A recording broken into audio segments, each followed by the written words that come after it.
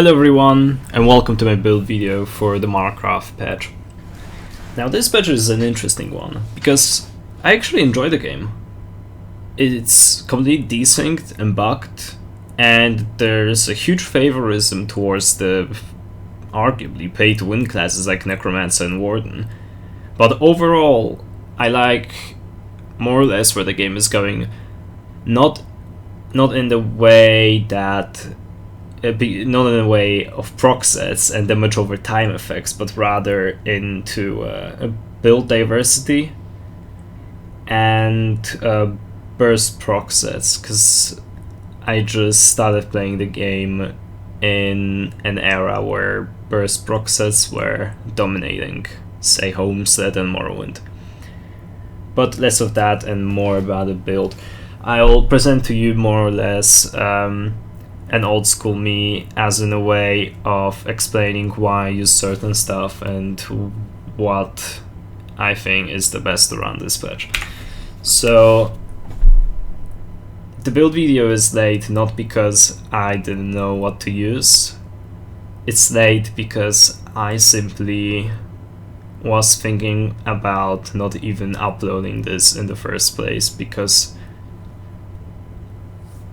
there's nobody suffering more from those build videos than me myself, because the build videos I release, they are super high damage with a lot of sustain and good defense, to the point where if I get zerged by these builds, it's painful. Okay, I release those builds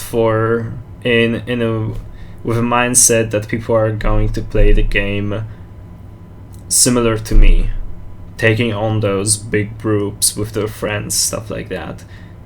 But there's always a lot of people who just abuse them to zerg me down in a groups of 20 people, and it's just painful. I'd rather fight those enables with Master's Bow in this current year than my build, you know.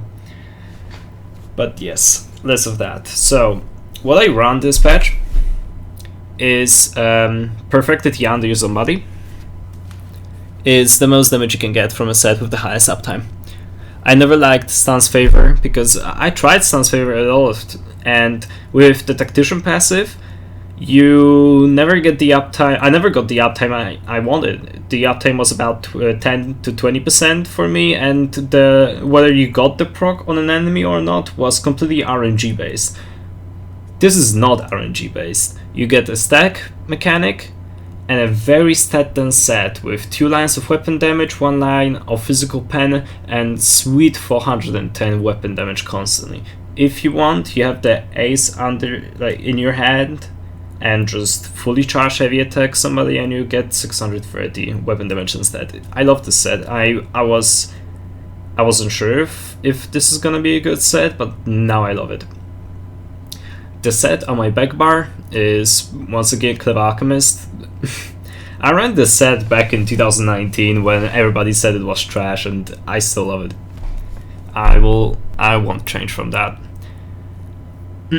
Yeah, the traits are sorry. They should be a 5 well-fitted and 2 impen, and I run a 6 medium, 1 heavy. All tri-set glyphs. Now my jewelry is Sock of Tonal Constancy, still the best mythic for S7 and Nightblade in CP and noCP environment. You just gain so much damage from it. 2 infused weapon damage, and 1 bloodthirsty multi-effect enchantment, Prismatic Recovery.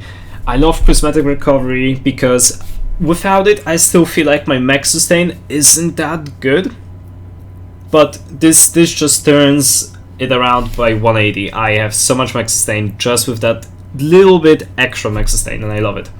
Same goes for Stem Recovery. Now you're gonna ask me why Bloodthirsty. Well, I could run Triune or Robust.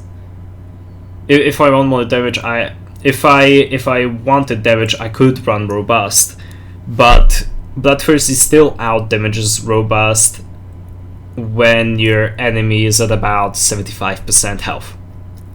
And the lower he is, the more damage you get in comparison to Robust.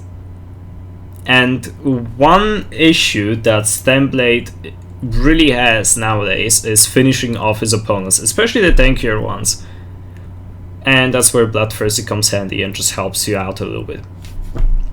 I like the rework of this. It makes it more attractive in PvP.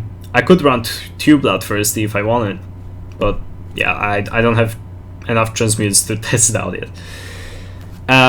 My bow is an infused weapon damage Clavacum spell, as always, and my front bar is an Vateshran Perfected Maul, and you guys are gonna wonder why I run infused this patch. Last patch I ran charged a shock glyph, and it was the most damage.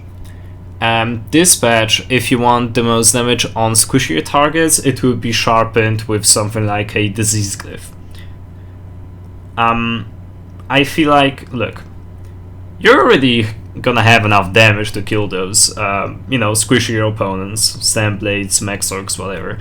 The people you're struggling to kill are the high health Stamina Necromancers, or any Necromancers really, and the Wardens. They are the ones who are the most annoying, players who won't die.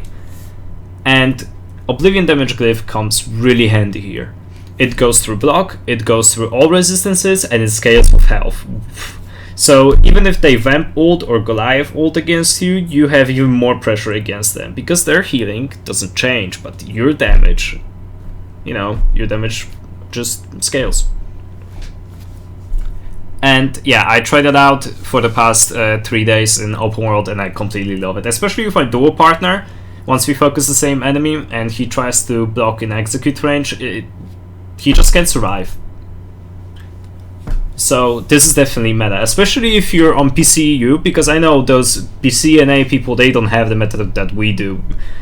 Our meta is 40k HP to 50k HP tanks, Wardens, and heavy armor spamming procs, alright? You guys on PCNA probably don't have that. PCU people, run this, you're gonna love that.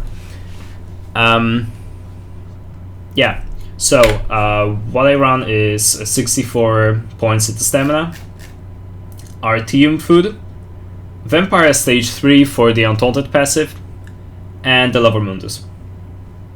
Why Lover over Shadow? Because you only have about 40% crit chance this patch. It's not worth running Shadow anymore. Yep. That's about it. Oh yeah, my skill setup is pretty basic, as always, like that. What you can change here is, instead of running an execute, if you wanna kill small scalers and tanks, you need an execute. But if you don't aim to even go for them, then yeah, just switch out execute for piercing mark, and it's gonna make your life much easier against those Stamblades. That should be about it. I'm not gonna show you my CP because I'm still not CP capped, but should be. If you copy, the most important part about CP is getting your Tactician.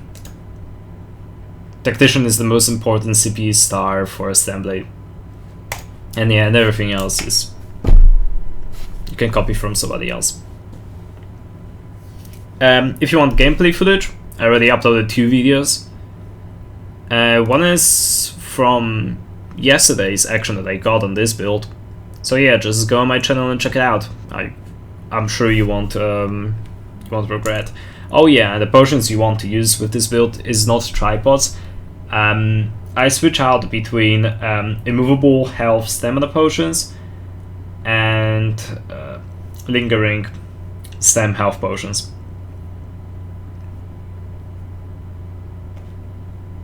Lingering stem health when you fight the damage over time builds, damage over time builds, and stamina health immovability against heavy hitting stamina opponents such as Stamblade, Stamden, Stamcrow.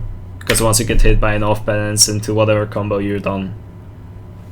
You're bye bye. So yeah, thank you for watching. Enjoy this patch as much as I do, and yeah, see ya.